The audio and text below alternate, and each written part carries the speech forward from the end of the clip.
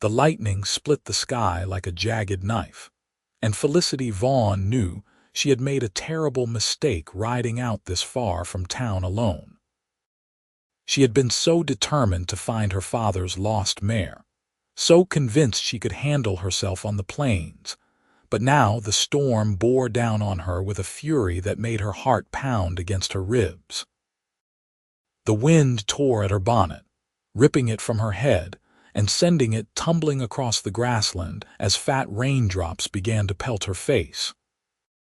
Her horse, a gentle gelding named Dusty, whinnied and danced nervously beneath her, and she fought to keep him under control as the world around them turned dark as twilight, though it was barely past noon. It was August of 1873, and Felicity had been living in Murphy's, California, for only 6 months since her family had made the journey west from Missouri. At 20 years old, she had thought herself capable and independent, qualities her mother often chided her for displaying too openly. But right now, as the thunder crashed so loudly it seemed to shake the very earth, she wished desperately that she had listened to her father's warnings about the unpredictable weather that could sweep through the Sierra Nevada foothills without notice. The rain came harder now, a solid sheet of water that soaked through her cotton dress within moments. Felicity could barely see 10 feet ahead through the deluge. She tried to guide Dusty back toward what she hoped was the direction of town, but the horse had other ideas, spooked by another crack of thunder that sounded like a cannon blast. He reared up, and Felicity felt herself slipping from the saddle, her hands grasping desperately for the reins but finding only wet leather that slid through her fingers. She hit the ground hard, the impact knocking the wind from her lungs. Through the rain and her own gasping breaths, she watched Dusty gallop away into the storm, leaving her alone on the exposed prairie with no shelter in sight. Panic clawed at her throat as she struggled to her feet, her dress heavy with water and mud, her auburn hair plastered to her face and neck. She had to find shelter. She had to get out of this storm before it killed her. Felicity began to run, though she had no idea where she was going. The landscape had become alien in the storm, all familiar landmarks obscured by the torrential rain. Her boots squelched in the mud, and twice she stumbled and fell, scraping her palms on rocks hidden in the grass. Lightning flashed again, so close she could smell the sharp tang of it in the air, and the thunder followed immediately, a bone-rattling boom that made her cry out in fear. She was lost. Completely and utterly lost, and she was going to die out here in this storm because of her own stubborn foolishness. Then, through the curtain of rain, she saw a shape, a rider, moving toward her with purpose. For a moment, terror overtook even her fear of the storm. She was alone and vulnerable, and there were plenty of men in these parts who would take advantage of such a situation. But as the rider drew closer, she realized she had no choice but to trust that whoever this was meant her no harm, because the alternative was to face the storm alone, and she knew with certainty that would be the end of her. The rider pulled up beside her, and she looked up to see a man astride a large bay horse. He wore a wide-brimmed hat pulled low against the rain, and a long duster coat that flapped in the wind. Even through the downpour, she could see his face was strong-featured and weathered by sun and wind, with several days' worth of dark stubble on his jaw. His eyes, a striking shade of gray-blue, assessed her quickly but not unkindly. "You need to get out of this storm," he shouted over the howling wind. It was a statement of the obvious, but his voice carried an authority that cut through her panic. "I know," she shouted back, wrapping her arms around herself as she shivered violently. "My horse ran off. I don't know where I am." He did not waste time with more questions. Instead, he leaned down and extended his arm toward her. "Take my hand. I know a place we can wait this out." Felicity hesitated for only a heartbeat before reaching up. His hand was large and calloused, the grip strong as he pulled her up behind him on the horse. She wrapped her arms around his waist, pressing close against his back, and felt an immediate relief at no longer being alone in the storm. The horse began to move, and the cowboy guided it with an expertise that spoke of years in the saddle. They rode for what felt like an eternity, but was probably only 15 minutes. Felicity kept her face pressed against the stranger's back, her eyes squeezed shut against the rein. She could feel the solid strength of him, the way he sat the horse with absolute confidence even in these terrible conditions. Finally, she felt the horse slow and then stop. "Down here," the cowboy said, and she opened her eyes to see they had reached a rocky outcropping with a shallow cave carved into its side. It was not much, but it would provide shelter from the worst of the storm. He dismounted first and then helped her down. Her legs were shaking so badly she nearly collapsed, but his hand on her elbow steadied her. "Come on," he said, guiding her toward the cave while leading his horse with the other hand. "Get inside where it is dry." The cave was shallow but wide, with enough room for both of them and the horse to stand comfortably. The moment they were inside, out of the direct assault of the rain, Felicity felt her body begin to react to everything that had happened. Her teeth chattered uncontrollably, and she could not seem to catch her breath properly. She sank down onto the rocky floor, wrapping her arms around her knees. The cowboy was busy with his horse, removing the saddle and checking the animal over. Once he seemed satisfied the horse was all right, he turned his attention to Felicity. He shrugged out of his duster, revealing a dark blue shirt beneath, and draped the coat around her shoulders. It was damp but warmer than her soaked dress, and she pulled it gratefully around herself. "Thank you," she managed through chattering teeth. "Thank you for finding me. I thought I was going to die out there." He crouched down in front of her, and in the dim light of the cave, she got her first good look at him.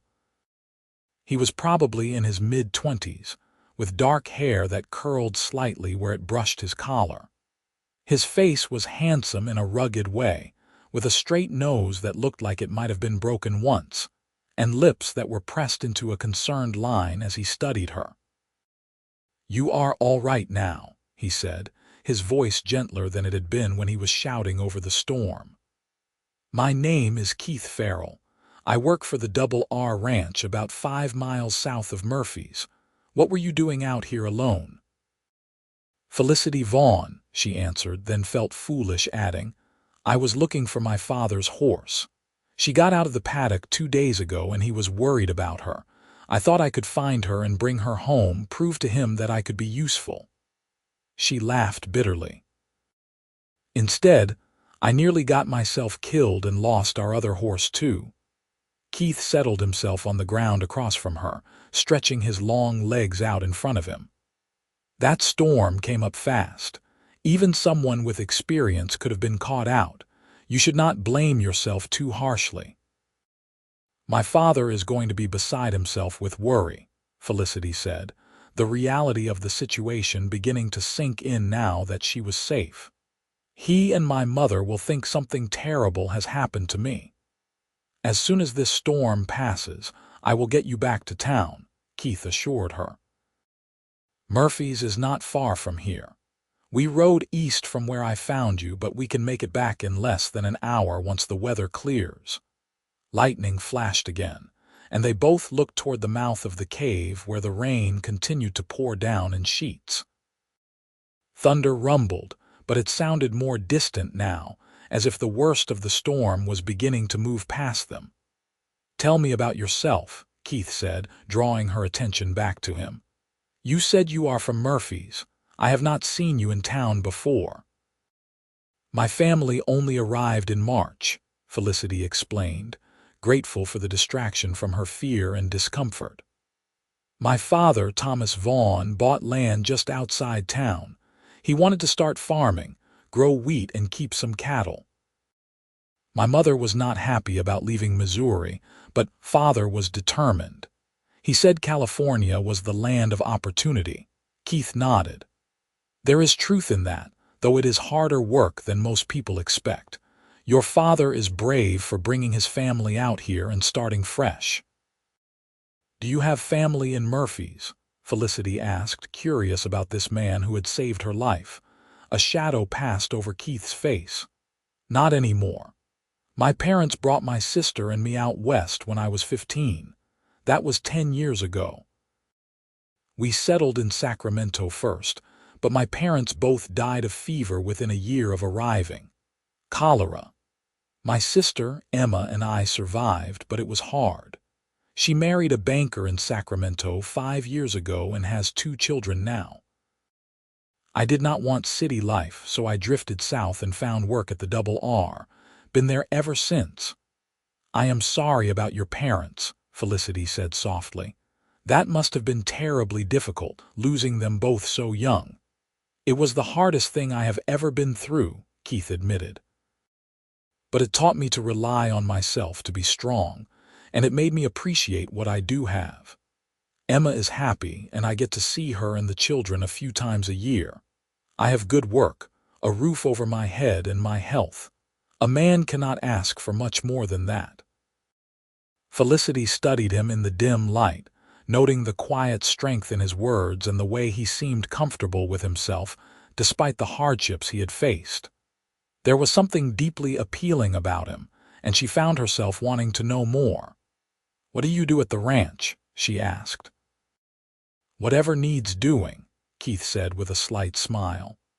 "I am good with horses, so I spend a lot of time breaking and training them. I help with the cattle drives when needed. Mend fences, repair buildings, that sort of thing. It is honest work, and I like being outdoors. I could never be cooped up in an office or a shop all day." "I understand that feeling," Felicity said. "My mother is always trying to teach me to be a proper lady, to enjoy needlework and cooking and keeping house. I can do those things when I need to, but what I really love is being outside, riding, exploring. That is what got me into this trouble today." Keith's expression softened. "That is not a fault. The world needs people with adventurous spirits. You just need to learn to be more careful about checking the weather and telling someone where you are going." "You sound like my father," Felicity said, but she was smiling. "Though I suppose you are right. I was impulsive today, and it nearly cost me dearly. If you had not come along when you did—" "But I did come along," Keith interrupted gently. "So there is no point dwelling on what might have happened. You are safe now." They fell into a comfortable silence, listening to the rain. Felicity was becoming more aware of how cold she was, despite Keith's coat around her shoulders. Her dress was soaked through, and she could feel water still dripping from her hair down her back.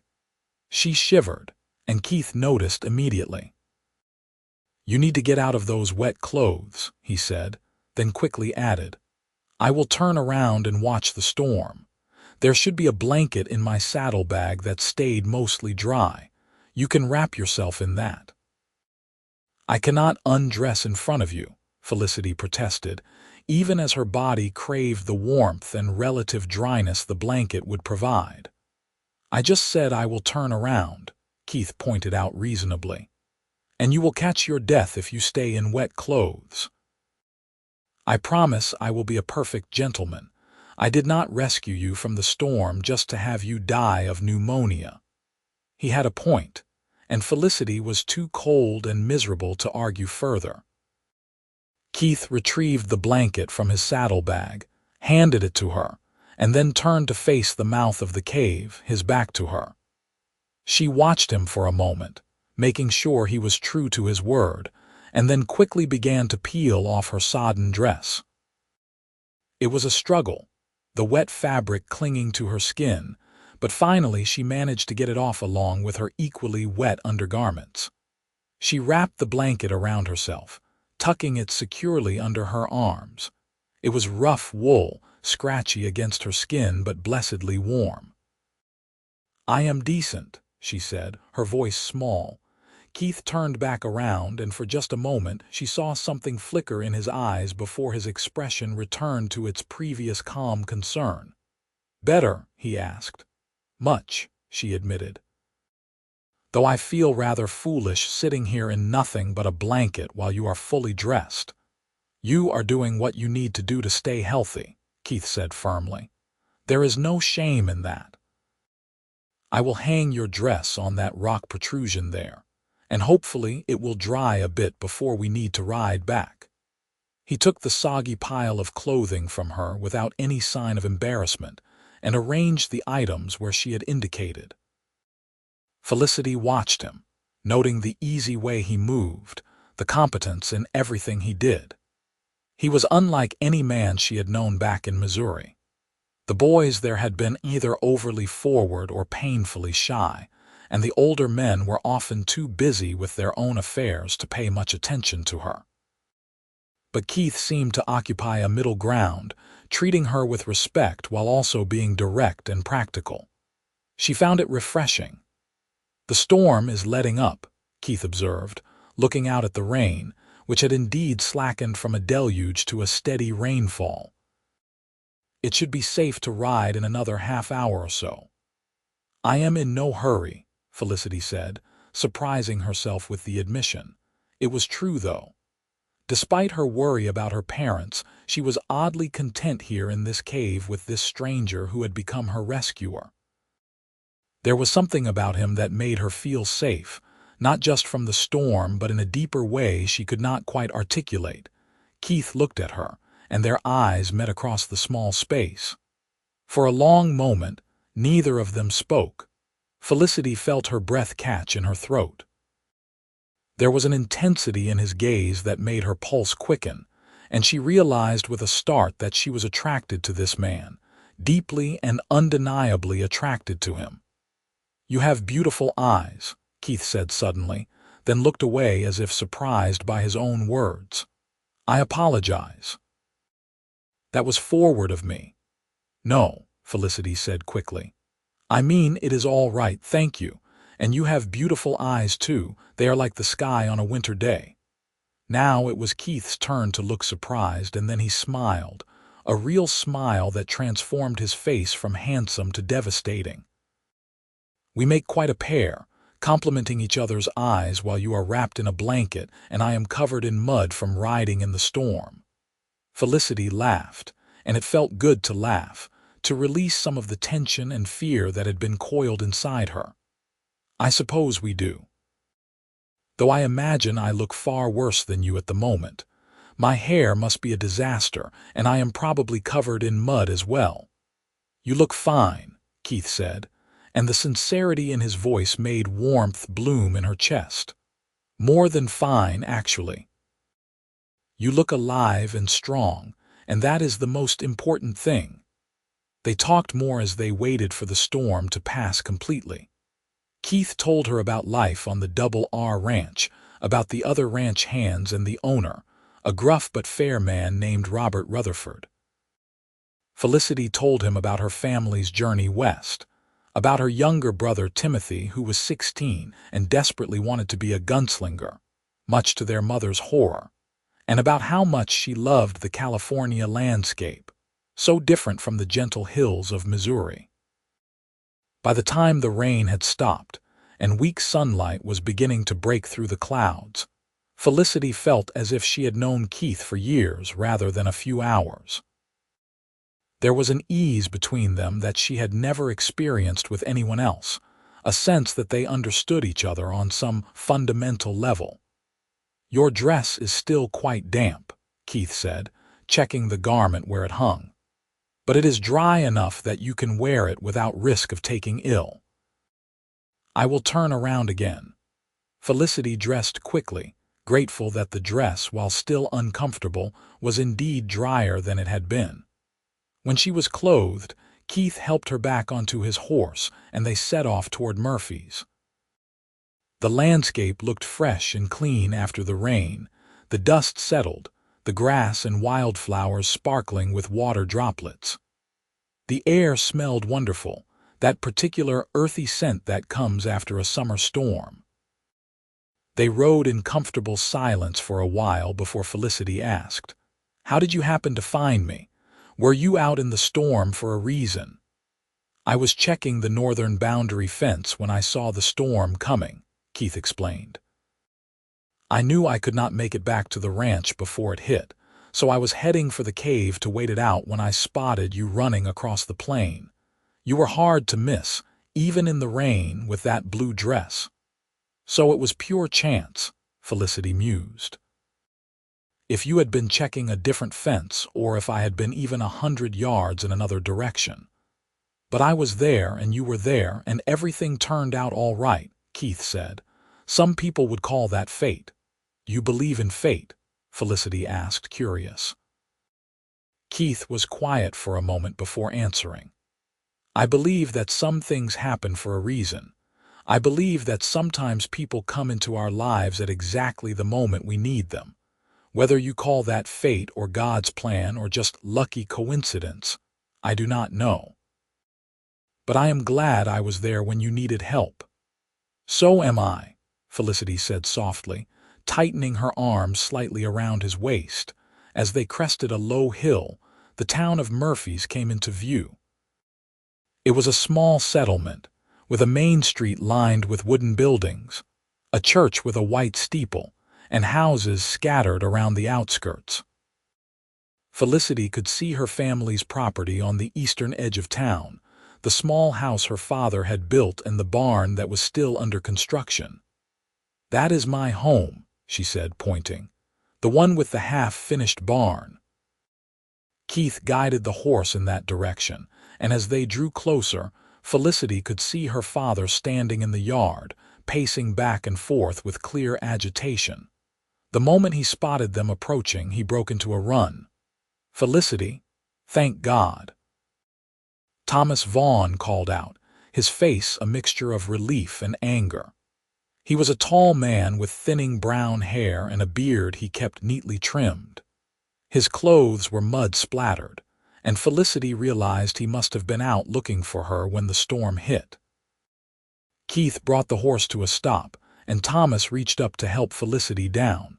She stumbled slightly as her feet hit the ground, her legs stiff from the ride, and her father steadied her before pulling her into a tight embrace. "Where have you been?" "Your mother and I have been out of our minds with worry. When Dusty came back without you, I thought." He trailed off, unable to finish the sentence. "I am sorry, Father," Felicity said, her voice muffled against his chest. "I got caught in the storm and lost. If it were not for Mr. Farrell, I do not know what would have happened to me." Thomas finally seemed to notice Keith, who had dismounted and was standing respectfully a few feet away. Thomas released his daughter and extended his hand to the cowboy. "Thomas Vaughn, I cannot thank you enough for bringing my daughter home safely.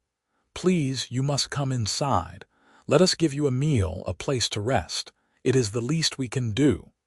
"Keith Farrell, sir," Keith said, shaking the offered hand. "I work at the Double R Ranch, and there is no need to thank me. I did what anyone would do." "Nonsense," Thomas insisted. "Not everyone would have braved that storm to help a stranger. Come inside, please. I insist." At that moment, Felicity's mother appeared at the door of the house.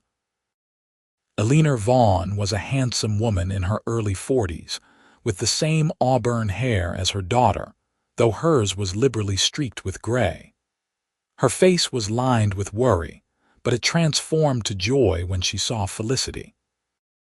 "Oh, my darling girl," Eleanor cried, rushing forward to embrace her daughter. "Thank heavens you are safe. We have been so frightened." "I am all right, Mother," Felicity assured her. "Truly, I am fine, just a bit wet and tired." Eleanor held her daughter at arm's length, examining her critically. "You are soaked through. You need to get out of these clothes immediately and into a hot bath. Thomas, draw water for the tub. Felicity, come with me now." "Mother, this is Keith Farrell," Felicity said quickly. "He saved me from the storm. Father has invited him in for a meal." Eleanor turned to Keith, and her expression softened with gratitude. "Mr. Farrell, we are deeply in your debt. Please do come inside. Let me get my daughter settled, and then I will prepare something for you to eat." Over Keith's protests that he did not want to be any trouble, he was ushered inside the small house. Felicity was whisked away by her mother to a back room, where Alina helped her out of her damp dress and into a clean, dry nightgown. A bath was prepared, and Felicity sank gratefully into the warm water, feeling the chill of the storm finally beginning to leave her bones. "Mother, I know you must be angry with me," Felicity said as Alina washed her hair. "I should not have gone out alone. I should have checked the weather. I made so many mistakes today." "You did," Alina agreed, but her voice was gentle rather than scolding. "But you are young, and young people make mistakes. What matters is that you learn from them.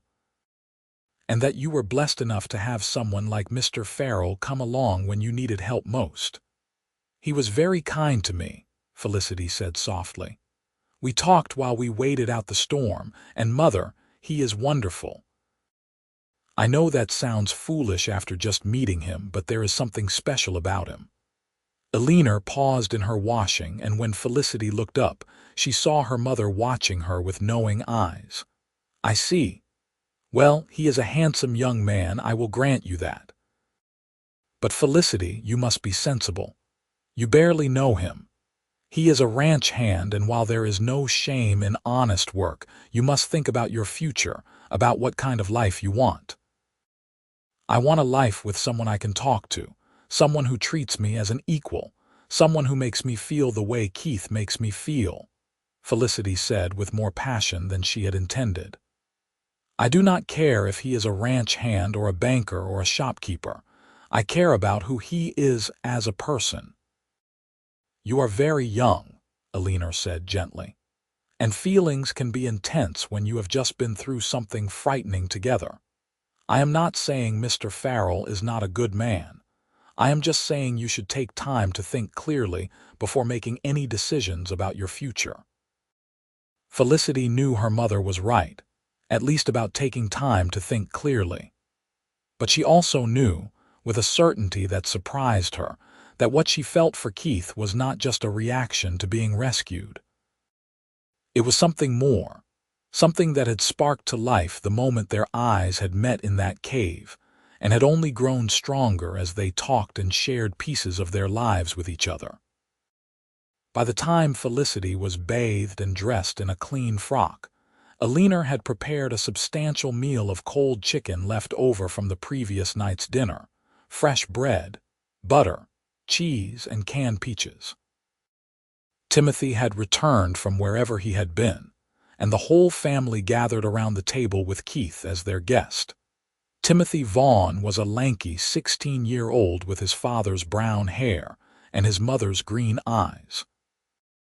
He peppered Keith with questions about life on the ranch, about cattle drives and horses, and whether he had ever had to draw his gun on anyone. Keith answered patiently, downplaying the more dangerous aspects of ranch life, while still giving the boy the excitement he craved in the telling. Throughout the meal, Felicity found her eyes drawn to Keith again and again.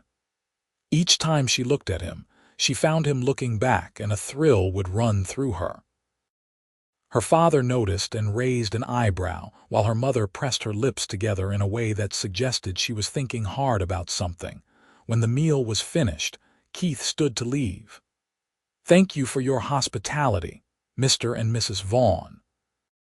The food was excellent, and I appreciate your kindness, but I should be getting back to the ranch. I am sure Mr. Rutherford will be wondering where I am." "Of course," Thomas said, standing as well, "but before you go, I want to give you something for your trouble." He reached for his pocket, but Keith held up a hand. "No, sir, I cannot accept payment for helping someone in need. It would not be right." Thomas studied the young man for a long moment, and then nodded with respect. "You are a good man, Keith Farrell. I hope we will see you again soon. You are always welcome at our table." "I would like that very much," Keith said, and his eyes flickered to Felicity as he spoke. Felicity walked with Keith outside to where his horse was tied.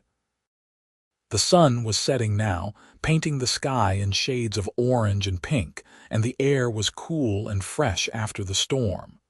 They stood together for a moment, neither seeming to want to say goodbye. "I meant what I said earlier," Keith said finally, "about being glad I found you. Today was unexpected, but it was also one of the best days I have had in a long time." "For me too," Felicity admitted, "despite nearly dying and scaring my parents half to death. Keith, I would very much like to see you again, to talk more, to get to know you better." "I would like that as well," Keith said, and his smile was warm and genuine. "May I call on you? Properly, I mean with your father's permission. I think my father likes you," Felicity said with a smile. "And yes, I would very much like you to call on me." "Then I will come by on Sunday afternoon if that suits you. I have the afternoon free from work." "Sunday would be perfect," Felicity agreed, her heart soaring at the prospect of seeing him again so soon. Keith mounted his horse, and before he rode away, he looked down at her one last time. "Hold on to the feeling you had in that cave," he said softly. "When everything was stripped away and it was just us, talking and being real with each other. That is what I want to hold on to." "Me too," Felicity whispered, and then he was riding away, his form silhouetted against the setting sun. She stood there long after he had disappeared from view, her hand pressed against her heart, feeling it beat strong and steady. She had set out that morning looking for a lost horse, and had instead found something far more valuable. She had found someone who made her feel seen and understood, someone who stirred feelings in her she had never experienced before. And she could not wait to see where this new path would lead. The days between that stormy Thursday and the following Sunday stretched out endlessly for Felicity. She helped her mother with household chores, worked in the garden, and tried to focus on the daily routines of life, but her mind kept drifting back to Keith.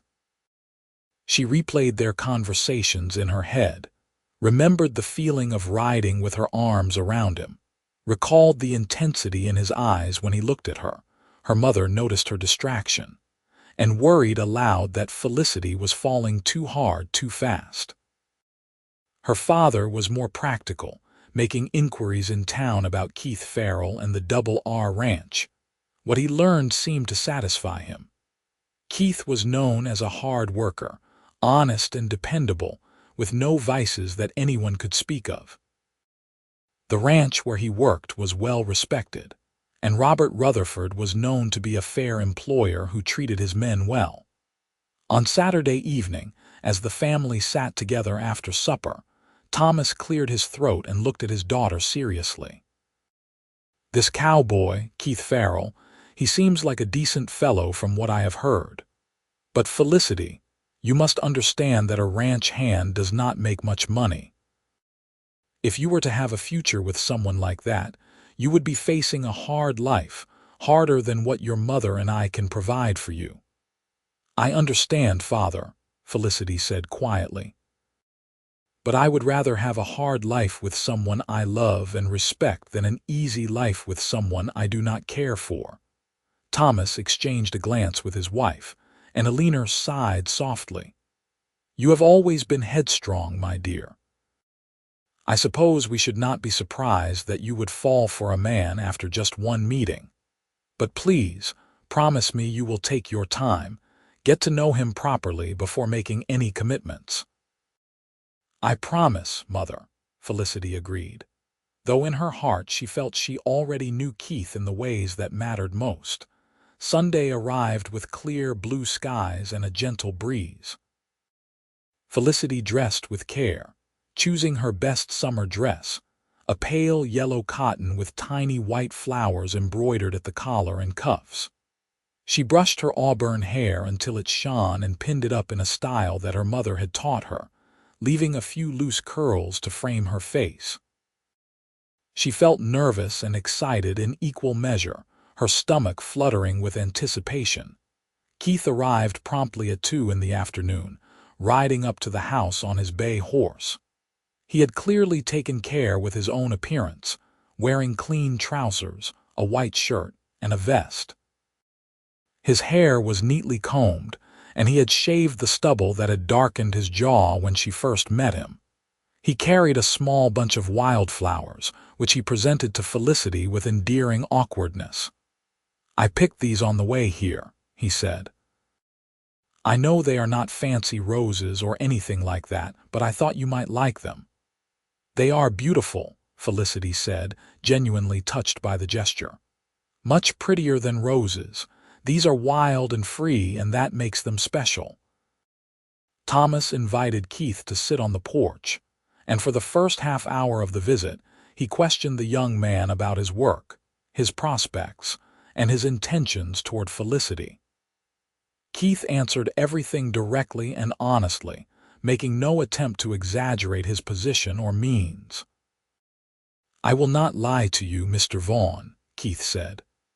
"I do not have much to offer in terms of money or property. I make $40 a month at the ranch, and I have about $200 saved. But I am a hard worker, I am loyal, and I care about your daughter.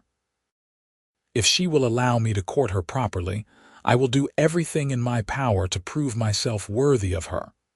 Thomas studied Keith for a long moment, and then nodded slowly. "I appreciate your honesty, son. You have my permission to court Felicity, on the condition that you treat her with respect and honor at all times." "You have my word, sir," Keith said solemnly. Finally, Felicity and Keith were allowed to take a walk together, though Alina insisted they stay within sight of the house. They strolled through the Vaughn property, past the garden where tomatoes and squash were growing, past the paddock where Dusty and another horse grazed peacefully, and out to a small grove of oak trees that marked the edge of the property. "Your father is protective," Keith observed. "I like that about him. It shows he cares about you." "He is protective, but he is also fair," Felicity said. "And I think he likes you. If he did not, he would have found a way to discourage you from calling on me again." They walked in comfortable silence for a few moments before Keith said, "I have been thinking about you constantly since Thursday. I know that probably sounds ridiculous after only meeting you once, but it is the truth. You are in my thoughts when I wake up in the morning and when I go to sleep at night." "I have been thinking about you too," Felicity admitted, her cheeks flushing. "I have never felt this way about anyone before. It is exciting and terrifying all at once." "That is exactly how I feel," Keith said, and he reached for her hand tentatively. When she did not pull away, he laced his fingers through hers, and they continued walking hand in hand. "Felicity, I want to be completely honest with you about everything. I want you to know exactly who I am and what my life is like, so you can make an informed decision about whether you want me to continue courting you." "I already know the important things," Felicity said. "I know you are brave and kind. I know you put yourself at risk to help a stranger in a storm. I know you are honest and hardworking. What else could matter more than that? Practical things matter," Keith said seriously. "You should know that I have no plans to be a ranch hand forever. I am saving my money with the goal of eventually buying my own piece of land, maybe starting a small horse breeding operation. But that is years away, maybe 5 or 6 years if I am lucky and nothing goes wrong.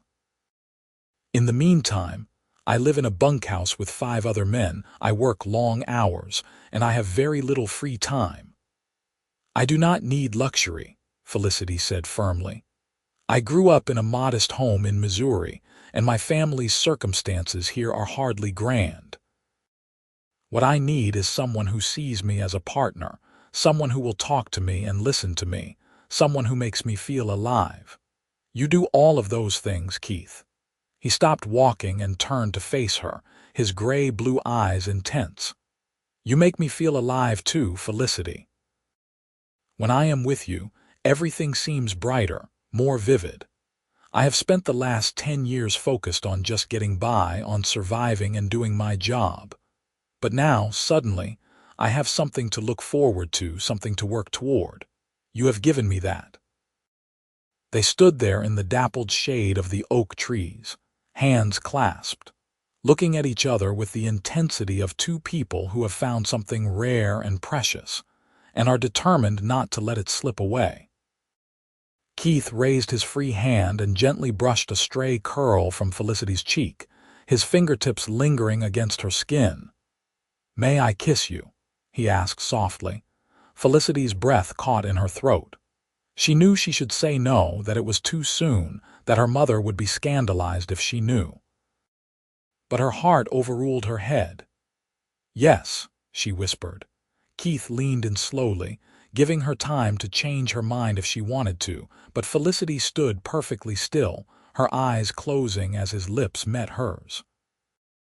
The kiss was gentle and sweet, a barely there brush of lips that nonetheless sent warmth flooding through her entire body. When he pulled back, they were both slightly breathless. "That was my first kiss," Felicity admitted shyly. "Mine too," Keith said, looking both pleased and slightly stunned. "I have never wanted to kiss anyone before, but I have wanted to kiss you since the moment we left that cave." They walked back toward the house slowly, neither wanting the afternoon to end. Keith stayed for supper at Aliner's insistence, and the meal was pleasant, with easy conversation flowing around the table. Timothy was less rambunctious than he had been at the previous meal, clearly having been warned by his parents to behave properly. But he still managed to convince Keith to promise to teach him how to rope cattle sometime. When Keith finally left as dusk was falling, he and Felicity stood together by his horse for a few stolen moments of privacy. "When can I see you again?" he asked. "I could come into town on Wednesday," Felicity suggested. "I need to pick up supplies for Mother at the general store." "Perhaps we could meet there." "Wednesday is my day off," Keith said with a smile. "That is perfect. I will meet you at the general store at noon." "I will be there," Felicity promised. And then, daringly, she stood on her toes and kissed his cheek before hurrying back into the house, leaving Keith standing there with a dazed, happy expression on his face. Wednesday could not come fast enough for Felicity. She was distracted and dreamy, making mistakes in her chores and staring off into space at random moments. Alina was both amused and exasperated by her daughter's behavior, but she kept her criticisms gentle, perhaps remembering what it was like to be young and in love. When Wednesday finally arrived, Felicity dressed with care and rode Dusty into town, her heart singing with anticipation. Keith was already waiting outside the general store when she arrived, and his face lit up at the sight of her. He helped her down from her horse and took her hand as they walked into the store together. The proprietor, a middle-aged woman named Mrs. Henderson, gave them a knowing smile as Felicity went through her list of needed supplies. Keith helped carry the items to the counter, and they chatted easily about inconsequential things, simply enjoying being in each other's presence. After the supplies were purchased and loaded onto Dusty, Keith said, "I brought a picnic lunch.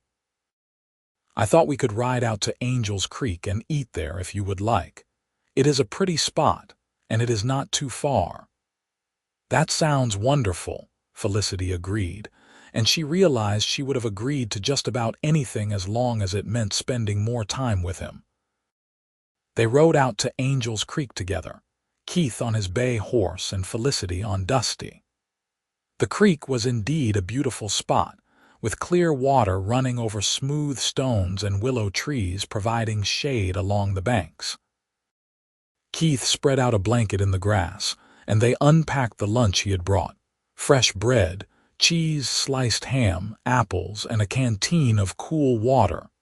As they ate, they talked about everything and nothing. Keith told her more about his childhood, about growing up in a small town in Pennsylvania before his family decided to head west. Felicity shared memories of Missouri, of her grandparents who still lived there and whom she missed terribly, of her friends who had been scandalized that her family was leaving to go to wild California. "You regret coming west?" Keith asked. Felicity thought about it seriously before answering. "I did at first. I was angry at my father for uprooting us, and I missed my friends and my grandparents. But now, no, I do not regret it at all. If we had stayed in Missouri, I never would have met you." "I feel the same way about everything that brought me here," Keith said. "Even the hard parts, even losing my parents. Because all of it led me to that moment when I saw you running across the prairie in the storm, and I knew I had to help you. And then I knew I had to know you. And now I cannot imagine my life without you in it." "Keith," Felicity said softly, moved by his words, "we have only known each other for less than a week." "I know," he said.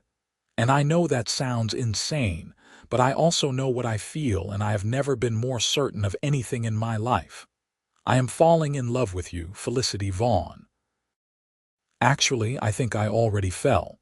I just do not know how to say it without sounding like a madman." Felicity's eyes filled with tears, but they were happy tears. "You do not sound like a madman. You sound like someone who feels exactly what I feel. I am falling in love with you too, Keith. Or maybe I already have fallen. It happened so fast, but it feels so right." Keith reached for her, and she went into his arms willingly. This time when he kissed her, it was deeper, more passionate though still respectful. Felicity felt as if her heart might burst with the joy of it all. She had never believed in love at first sight, had always thought it was something that existed only in storybooks and romantic poems. But now, she understood that sometimes, when two people are meant to find each other, the connection can be instantaneous and undeniable. They spent the rest of the afternoon by the creek, talking and laughing and stealing kisses when the mood struck them. Keith shared his dreams of owning his own land someday, of building a house and raising horses. Felicity shared her own dreams, which until now had been vague and formless, but which were suddenly crystallizing into a vision of a life shared with this man beside her. As the sun began to sink toward the horizon, they reluctantly packed up their picnic and prepared to ride back to town. Keith helped Felicity onto Dusty, his hands lingering at her waist for an extra moment. "I wish every day could be like this," he said.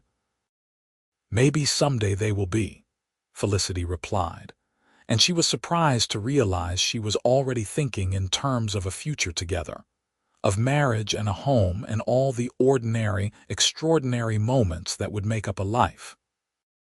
They parted ways at the edge of town, Keith heading back to the Double R Ranch and Felicity heading home. As she rode, she found herself humming, something she had not done since she was a little girl. The world seemed brighter, more beautiful, and full of endless possibilities. Over the next few months, Keith and Felicity saw each other as often as they could. Keith called on Felicity every Sunday without fail, and they managed to arrange meetings in town on Wednesdays when Keith had a day off. Sometimes Thomas or Alina would accompany Felicity, chaperoning the young couple's time together, but more often they were allowed to spend time alone, as long as they stayed in public places and Felicity was home before dark. As the weeks turned into months, the entire town of Murphys became aware of the romance between the settler's daughter and the cowboy from the Double R. Mrs. Henderson at the general store would smile knowingly whenever Felicity came in, often with Keith by her side.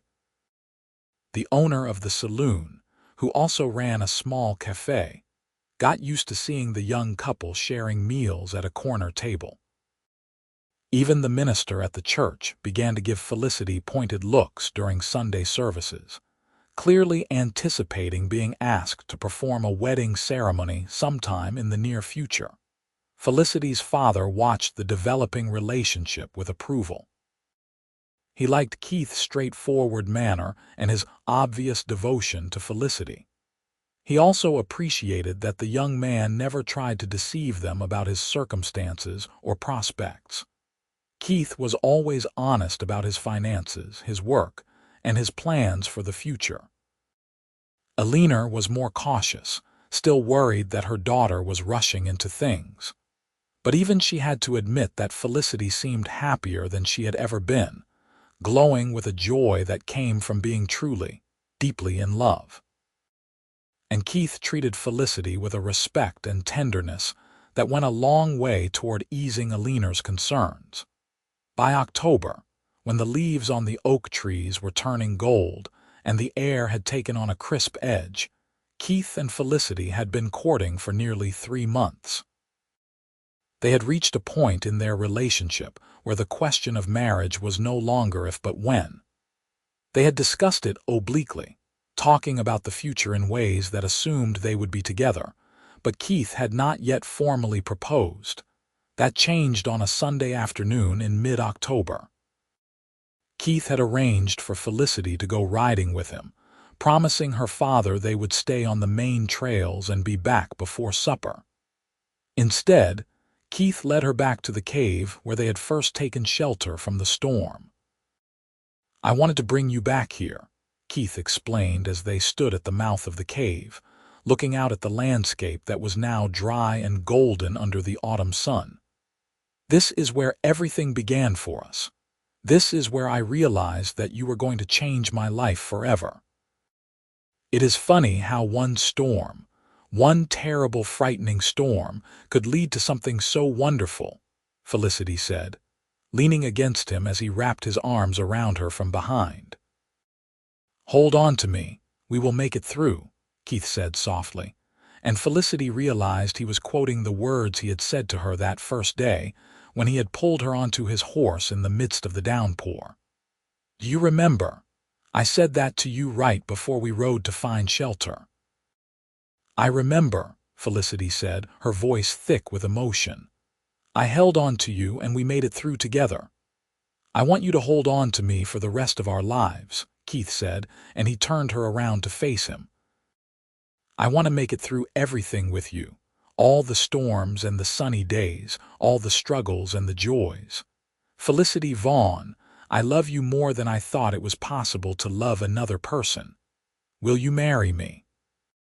Felicity's eyes filled with tears and she nodded, not trusting herself to speak at first.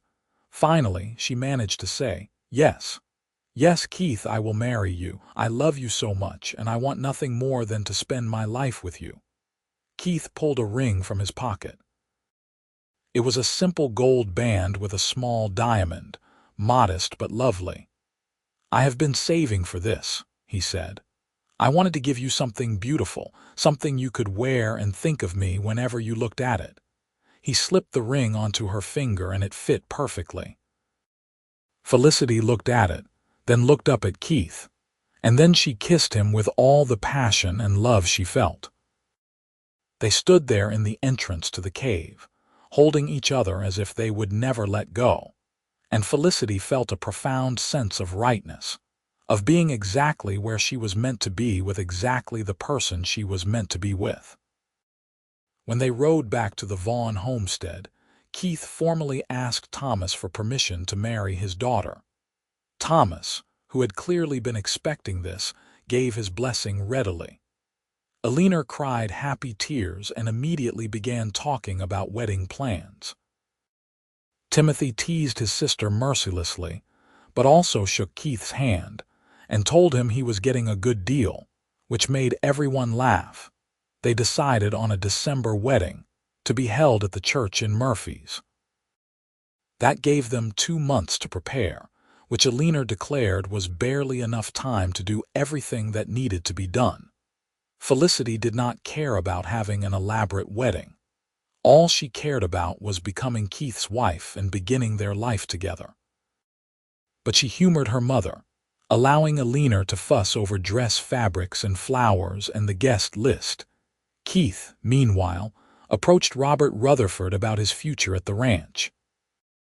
Rutherford was a gruff man in his 50s, weathered by years of hard work but fair-minded and generous to those who worked for him.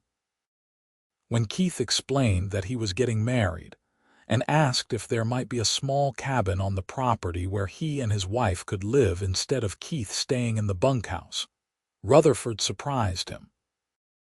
"I have been watching you, Farrell," Rutherford said, leaning back in his chair in the ranch office. "You are one of the best workers I have ever had. You are good with horses, you are reliable, and the other men respect you. I have been thinking about creating a position of foreman, someone who can help me manage the day-to-day operations of the ranch. I am getting older and I need someone I can trust to help shoulder the load. Would you be interested in that position?" Keith was stunned.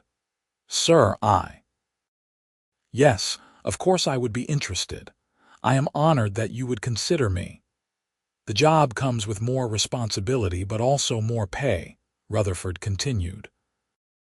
"I would bump you up to $60 a month, and there is a small house on the north side of the property that you and your wife could have. It needs some work, has been sitting empty for a few years since my former foreman moved on, but the bones are good. You fix it up and it is yours to live in as long as you work for me." "Mr. Rutherford, I do not know what to say," Keith said, his voice thick with emotion. Thank you so much. I will not let you down."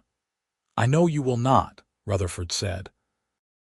"Now get out of here and go tell that pretty girl of yours the good news."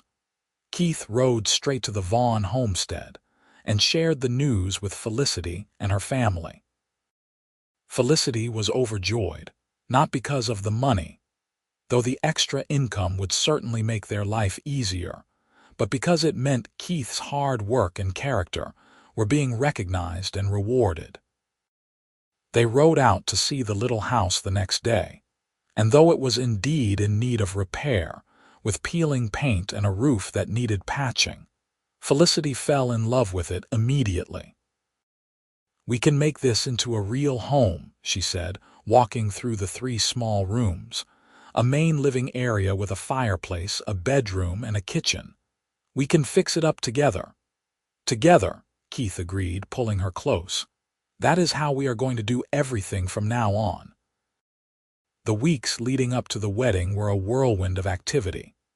Keith spent every spare moment working on the house, and Felicity helped whenever she could. Thomas and Timothy pitched in as well, helping Keith patch the roof, replace broken windows, and reinforce the front porch. Eleanor and Felicity sewed curtains for the windows and made quilts for the bed. Slowly, the little house transformed from a run-down shack into a cozy home. Keith's sister Emma made the trip from Sacramento to attend the wedding, bringing her husband Gerald and their 2 young children. Felicity liked Emma immediately. She was a warm, kind woman who clearly adored her younger brother and was thrilled that he had found love. The 2 women spent hours talking, and Emma shared stories about Keith as a boy, stories that made Felicity love him even more. "He has always been the most loyal, devoted person," Emma told Felicity. "After our parents died, he could have abandoned me, could have struck out on his own. He was only 16 and I was 19. But he stayed with me, worked whatever jobs he could find to help support us until I met Gerald. He sacrificed so much for me, and I am so happy that now he is getting a chance at his own happiness with you." The day of the wedding dawned cold and clear, the first Sunday in December. Felicity woke in her childhood bedroom for the last time, filled with a mixture of excitement and nervousness. Her mother helped her dress in the gown they had made together, a simple but elegant white dress with lace at the collar and cuffs. Eleanor pinned Felicity's hair up and placed a crown of dried flowers on her head, then stood back to look at her daughter with tears in her eyes. "You are so beautiful," Eleanor said, "and you are going to be so happy, I can feel it. Keith is a good man and he loves you deeply. That is all any mother can wish for her daughter." "Thank you, Mother," Felicity said, hugging her, "for everything. For supporting me, for welcoming Keith, for helping to make this day possible." The church was packed with people from the town and from the Double R Ranch. Felicity walked down the aisle on her father's arm, but her eyes were only for Keith, who stood at the altar in a new suit, his hair neatly combed, his face full of love and wonder as he watched her approach. The ceremony was simple but heartfelt. The minister spoke about love and commitment, about the importance of holding fast to each other through all of life's storms. When it came time for the vows, Keith's voice was steady and sure as he promised to love, honor, and cherish Felicity for all the days of his life. Felicity's voice trembled with emotion as she made the same promises to him. When the minister finally pronounced them husband and wife and told Keith he could kiss his bride, the kiss they shared was sweet and full of promise. The church erupted in applause, and Felicity and Keith walked back down the aisle together as man and wife, their hands clasped tightly, their faces glowing with joy. The reception was held at the Vaughn homestead, with tables set up in the yard despite the cold weather. Alina and several other women from town had prepared a feast, and there was music and dancing as the community celebrated the union of the cowboy and the settler's daughter. Keith danced with Felicity for the first dance, holding her close as they swayed to a waltz played by a fiddle and guitar. "Are you happy?" Keith murmured in her ear. "Happier than I have ever been in my entire life," Felicity answered truthfully. "I love you so much, Keith Farrell." "I love you too, Felicity Farrell," Keith said, and the sound of her new name on his lips made her heart soar.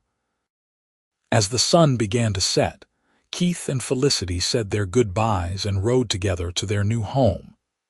Keith had lit a fire in the fireplace earlier that day, and the house was warm and welcoming when they arrived.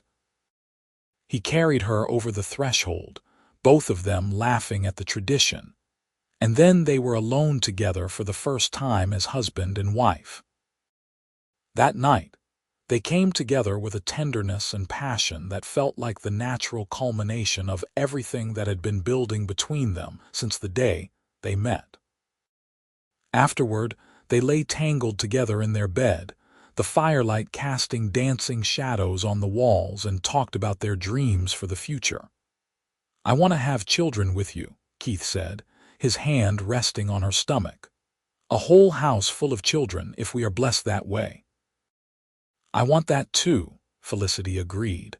"And I want to help you build your dream of owning land someday. We will save money, work hard, and make it happen together." "Together," Keith repeated, kissing her forehead. "That is my favorite word now." The first year of their marriage was not without challenges. Money was tight, even with Keith's increased salary. The work on the ranch was demanding, and there were days when Keith came home so exhausted he could barely eat supper before falling asleep. Felicity learned to manage a household on a limited budget, to cook and clean and mend clothes until they could not be mended anymore. But through it all, they had each other, and that made even the hardest days bearable.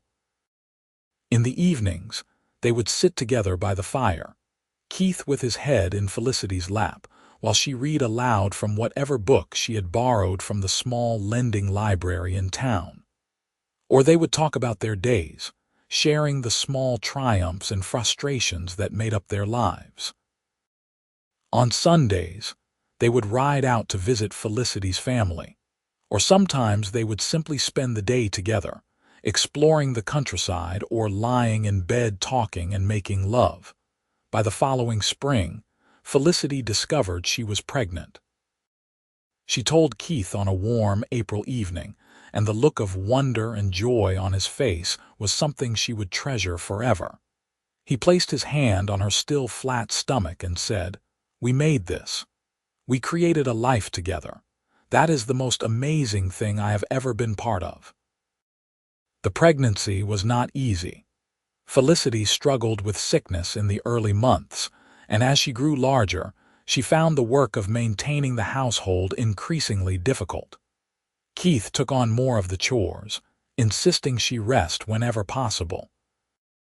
Eleanor visited frequently, helping with the heavier tasks and offering advice based on her own experiences with pregnancy and childbirth. In December, exactly 1 year after their wedding, Felicity went into labor. The birth was long and painful, lasting through an entire night and into the next day. Keith stayed by her side the whole time, holding her hand, wiping her forehead with cool cloths and whispering encouragement. Eleanor and a midwife from town attended to the practical aspects of the birth. But it was Keith's presence that gave Felicity the strength to keep going when she felt like she could not bear any more. Finally, as the sun was setting on that December day, their son was born. He was small but healthy, with a strong cry that filled the little house. Keith wept openly as he held his son for the first time, and Felicity, exhausted but elated, watched her husband bond with their child and felt her heart expand with a love she had not known was possible. They named him Thomas, after Felicity's father, with the middle name Robert after Keith's employer, who had been instrumental in helping them build their life together. Little Thomas had his father's gray-blue eyes and his mother's auburn hair, and he quickly became the center of their world. Life with a baby was exhausting and overwhelming at times. Thomas was colicky and did not sleep well, which meant neither did his parents. Felicity sometimes felt like she was stumbling through her days in a fog of sleeplessness, and there were moments when she cried from sheer exhaustion. But Keith was a devoted father, taking turns walking the floor with Thomas at night, changing diapers without complaint, and constantly telling Felicity what an amazing mother she was. "We are making it through," he would say during the hardest moments, echoing the words from that first storm. "Hold on to me, and we will make it through together." And they did. As Thomas grew from an infant to a toddler, becoming less fussy and more interactive, the overwhelming exhaustion eased. Keith continued to excel in his role as foreman at the Double R Ranch, earning the respect and loyalty of the men who worked under him. Felicity found her rhythm as a mother and homemaker, creating a warm and loving home for her family. When Thomas was 2 years old, Felicity became pregnant again. This time, she knew what to expect, and while the pregnancy had its difficult moments, she handled it with more confidence. Their second child, a daughter they named Emma Catherine, after Keith's sister and their mothers, was born on a warm June day. The birth was easier than Thomas's had been, and little Emma was a placid, easy baby who seemed content to observe the world with wide, curious eyes. The years passed in a blur of activity. Keith and Felicity watched their children grow, celebrating every milestone and navigating every challenge together. Keith continued to save money diligently, and by the time Thomas was 5 and Emma was 3, they had enough saved for a down payment on a small piece of land just outside Murphy's. The property was modest, only 40 acres, but it had good grazing land, a creek running through it, and a flat area perfect for building. Keith gave notice to Robert Rutherford with mixed feelings. He was grateful for everything Rutherford had done for him and his family, but he was also excited to finally pursue his dream of owning his own land. Rutherford, to Keith's surprise and gratitude, told him, "You have been the best foreman I could have asked for. I hate to see you go, but I understand the need to build something of your own. And Keith, if you ever need help with advice or with muscle to build that house you are going to need, you let me know. You have earned my respect and my friendship." Building their new home was a community effort. Thomas Vaughn, Timothy, who was now 22 and working his father's farm, Robert Rutherford and several men from the Double R Ranch, and friends from town all pitched in to help raise the frame of a small but sturdy house. The women brought food and helped Felicity plan the interior layout, offering suggestions based on their own experiences. By the following spring, the house was finished enough to move into, though there was still work to be done. It was larger than the little foreman's house had been, with 4 rooms. A large main room that served as kitchen and living area, 2 bedrooms, and a small office where Keith could manage the business side of his new venture. Keith had used some of their savings to purchase 6 mares and 1 stallion, all with good bloodlines, to start his horse breeding operation. He worked from dawn until well past dusk every day, building fences, training horses, and trying to establish a reputation for quality animals. Felicity worked alongside him whenever she could, managing the household and caring for the children while also helping with the lighter ranch chores. It was a hard life, much harder than when Keith had worked for wages at the Double R. There were months when they barely made enough to cover their expenses, when they ate simple meals of beans and bread to save money, when they worried about whether they would make it. But there were also moments of triumph. The first time they sold a horse for a good price, the day they were able to hire their first ranch hand to help with the work, the evening Keith came in and told Felicity they had finally turned a profit for the year. Through it all, Keith and Felicity's love for each other never wavered. If anything, it grew stronger as they faced challenges together and celebrated victories together. They had learned that love was not just the passionate feelings of those early days, though those feelings were still very much present. Love was also the decision to keep going when things were hard, to support each other's dreams, to hold on to each other through every storm, literal and figurative. When Thomas was 8 and Emma was 6, Felicity gave birth to their 3rd child, another son they named William. By this time, the ranch was doing well enough that they could afford to hire a woman from town to help with the household chores for a few weeks after the birth. This made the transition easier, and Felicity was able to recover more quickly than she had with the first 2 births. The children grew up strong and healthy, learning from an early age the value of hard work and family loyalty. Thomas showed a natural aptitude for working with horses, often following his father around and absorbing everything Keith taught him. Emma was more interested in the business side of things, learning her numbers early and helping her mother keep track of expenses and sales. Young William was still too small to help much, but he was a happy, energetic child who filled the house with laughter. Keith's reputation as a horse breeder grew throughout the region. People came from as far as San Francisco to purchase horses from the Farrell Ranch, as it had become known. The quality of his animals was consistently excellent, and his fair dealing made him popular with buyers. By the time Thomas was 12, the ranch was prosperous enough that Keith was able to purchase an additional 60 acres adjacent to their original property. Felicity's parents remained close by, aging gracefully on their farm with Timothy, who had taken over most of the heavy work. Eleanor often visited her daughter and grandchildren, marveling at how much Felicity's life had changed from that day. She had nearly died in a storm. Thomas Vaughn Sr. was proud of his son-in-law, often telling anyone who would listen about how Keith had rescued his daughter, and then built a life of success through hard work and determination.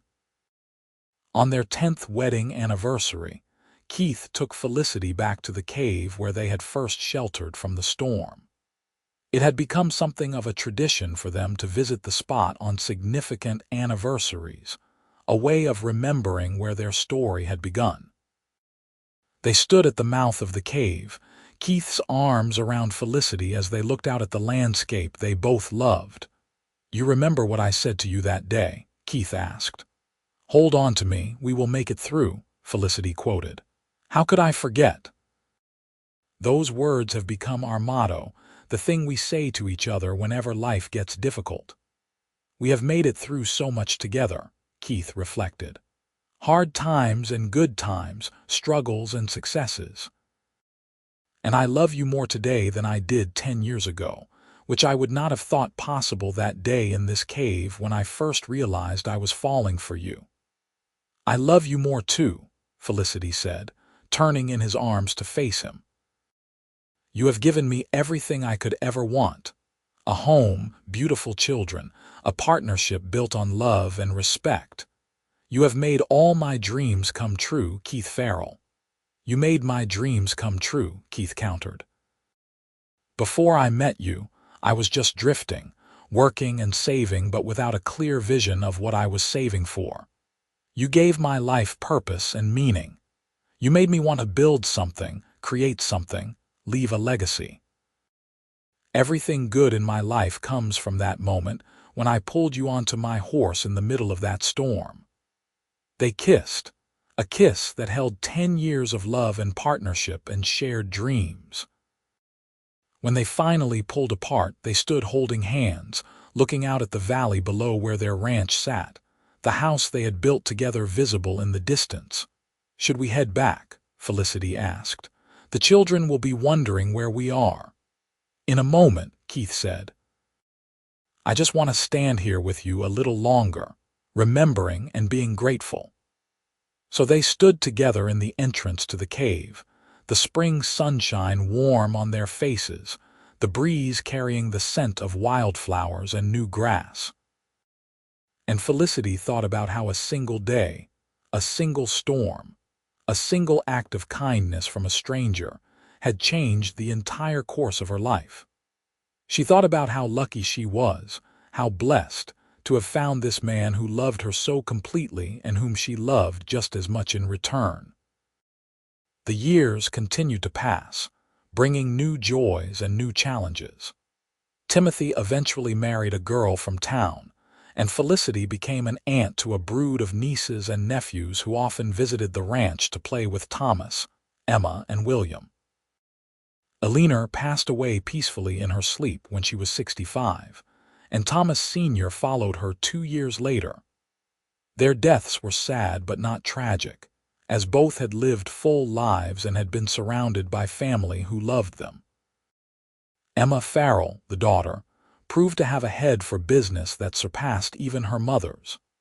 By the time she was 15, she was managing most of the ranch's financial affairs, keeping meticulous records and even suggesting ways to expand their operations. Keith often joked that his daughter was going to end up running the whole operation someday, and Felicity suspected he was right. Thomas, the eldest son, became his father's partner in the horse breeding business, bringing his own innovations and ideas. William, the youngest, surprised everyone by showing an interest in the written word. He loved to read and write, and talked about someday becoming a newspaper reporter or even a novelist.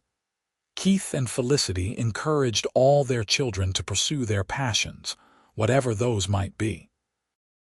By the time Keith and Felicity reached their 20th wedding anniversary, their hair had begun to show threads of silver, and there were lines on their faces that had not been there in their youth. But their love was as strong as ever, perhaps even stronger for having weathered 2 decades of life together. 20 years, Felicity marveled as they sat together on the porch of their house one evening, watching the sun set over the hills. Sometimes it feels like yesterday that you pulled me onto your horse in that storm, and sometimes it feels like we have been together forever. Both are true, I think, Keith said, his arm around her shoulders. The love between us is timeless, but also fresh every day. You still make my heart race when you smile at me, even after all these years. You still make my heart race too, Felicity admitted. I look at you sometimes when you are working with the horses or playing with William, and I fall in love with you all over again. We have built a good life, Keith said with satisfaction. Not an easy life, but a good one, and we built it together just like we always said we would. I would not change a single thing, Felicity said firmly. Well, Maybe I would have listened to my father about checking the weather that day, so I did not have to be terrified in a storm. But I would not change meeting you, would not change a single moment of our life together." They sat in comfortable silence as the sky turned from gold to pink to purple. Inside the house, they could hear their children talking and laughing, the sounds of family and home. The ranch was quiet in the evening, the horses settled in their paddock, the work of the day done. "Do you remember the words I said that day?" Keith asked, as he always did when they talked about the storm. "Hold on to me, we will make it through," Felicity answered, as she always did. "And we did," Keith said with satisfaction. "We made it through everything together." As they grew older, Keith and Felicity began to step back from the day-to-day operations of the ranch, allowing Thomas and Emma to take on more responsibility. They had raised their children to be capable and hard-working, and now they watched with pride as the next generation took the reins. William went east to attend college, fulfilling his dream of becoming a writer, and they missed him terribly, but were proud of his courage in pursuing his passion. Keith's hair turned fully gray, and his hands, which had always been so strong and capable, began to develop arthritis that made some tasks difficult. Felicity developed a slight limp from an old injury that had never quite healed properly.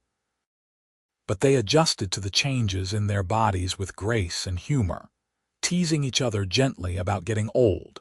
On their 30th wedding anniversary, all three of their children were home for a celebration. Thomas had married a local girl named Sarah, and they had given Keith and Felicity 2 grandchildren. Emma had married a lawyer from Sacramento, and they visited regularly with their one daughter. William was still unmarried, focused on his career as a journalist, but he promised he was keeping his eyes open for the right woman. The family gathered around a large table that had been set up outside, laden with food that everyone had contributed. As the sun set and lanterns were lit, Keith stood up and raised his glass in a toast. "30 years ago today, I married the love of my life," he said, his voice still strong despite his age. "We met in a storm, and we have weathered every storm since then together. Felicity, you have been my partner, my best friend, my greatest love. You have given me 3 incredible children and a life beyond anything I could have imagined. I am the luckiest man alive." Tears streamed down Felicity's face as she stood and raised her own glass. "Keith, you saved my life that day in the storm, but you did more than that. You gave my life meaning and purpose. You loved me when I was young and foolish, and you love me still now that we are old and a little bit wiser. I thank God every day that you found me in that storm, and I promise to hold on to you for whatever time we have left." Everyone raised their glasses, drinking to love and family and the beautiful life that Keith and Felicity had built together. That night, long after the children and grandchildren had gone to bed in various rooms throughout the house, Keith and Felicity lay together in their bed, holding hands in the darkness.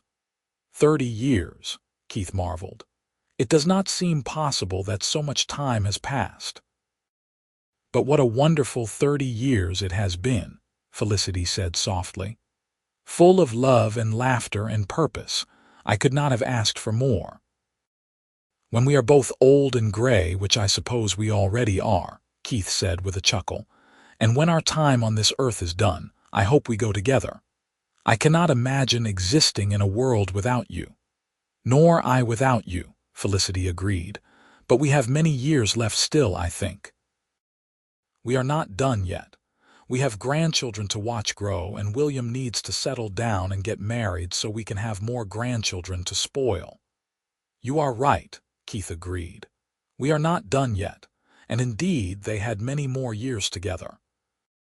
They watched Thomas and Sarah have 2 more children, and Emma's family grow by another son. William finally met a woman he could not live without, a fellow writer named Catherine, and they married in a simple ceremony in Murphy's with the whole family in attendance. Eventually, William and Catherine gave them 2 more grandchildren, bringing the total to 8. Keith and Felicity became the beloved patriarch and matriarch of a large, loving family. Their ranch continued to prosper under Thomas and Emma's management, and they took great pleasure in watching the business they had built from nothing continue to grow and thrive. They had become pillars of the community in Murphy's, known for their generosity and kindness, always willing to help a neighbor in need. On quiet evenings, they would still sometimes ride out to the cave where they had first taken shelter. It was harder now, with their aging bodies, but they made the trip whenever they felt strong enough. They would stand together in the entrance, Keith's arms around Felicity, and remember that day when a storm had brought them together and changed both their lives forever. As they approached their 40th wedding anniversary, Keith's health began to decline. The arthritis that had bothered his hands spread to other joints, making movement painful. He developed a persistent cough that worried Felicity, though the doctor assured them it was nothing serious. Still, she watched him carefully, noting how he tired more easily, how he sometimes seemed short of breath. The family gathered again for the 40th anniversary celebration, and it was a joyous occasion despite Felicity's private worries about Keith. All 8 grandchildren were there, ranging in age from 18 down to 6, and the house was full of noise and laughter and life. Keith sat in his chair on the porch, surrounded by grandchildren clamoring for stories, and Felicity watched him with a heart full of love and a touch of melancholy, aware as she had not been before that their time together was not infinite. That night as they lay in bed, Keith said, "I am tired, Felicity, more tired than I have ever been." "I know," she said softly, fear gripping her heart. "But you are going to be fine. You just need to rest more, take it easy." "I have had a good life," Keith continued as if she had not spoken. "The best life a man could ask for. And it was all because of you, because you held on to me and we made it through everything together." "Keith, do not talk like that," Felicity said, her voice breaking. "You sound like you are saying goodbye, and I am not ready for goodbye. We have more time. We have years left." Keith pulled her close, and she could feel how thin he had become, how fragile. "We have had 40 years, he said gently. 40 years of love and joy and building a life together. That is more than most people ever get. And whatever time we have left, whether it is years or months or days, I want you to know that I have never regretted a single moment. You were the greatest gift of my life." Felicity cried against his chest, knowing he was right but not wanting to accept it. "You are my greatest gift too," she whispered. "I love you so much, Keith, so much." "I love you too," he said. "Always and forever." Keith lived for another 2 years after that conversation, years that were difficult as his health slowly failed but also precious beyond measure. Felicity nursed him devotedly, and their children came to visit as often as they could. On good days, Keith could still get around a bit, could sit on the porch and watch the ranch in operation, could hold his youngest grandchildren on his lap and tell them stories. On bad days, he stayed in bed, and Felicity would lie beside him, holding his hand and reminding him of all the wonderful memories they had made together. On a quiet morning in spring, with the windows open and a gentle breeze bringing the scent of wildflowers into the bedroom, Keith passed away peacefully with Felicity by his side. His last words were, "Hold on to me," and Felicity, through her tears, promised, "Always. I will always hold on to you." The funeral was well attended, with people coming from all over the region to pay their respects to a man who had been known for his integrity, his kindness, and his devotion to his family. Felicity stood with her children and grandchildren, accepting condolences and listening to stories about Keith from people whose lives he had touched.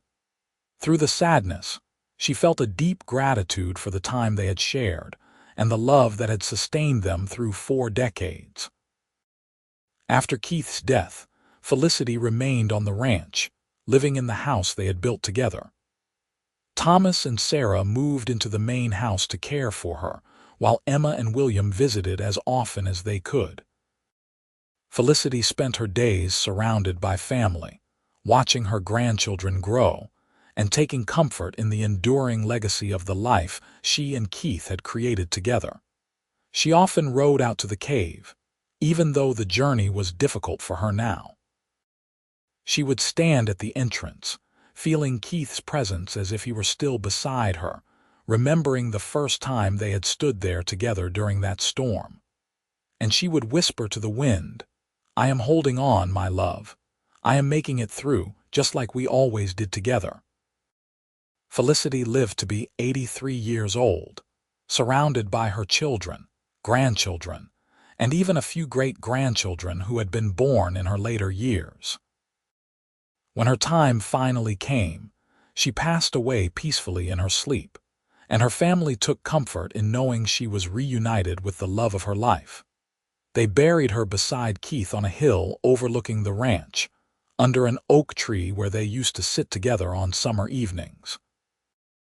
On the headstone, beneath their names and dates, their children had inscribed the words that had defined their parents' marriage.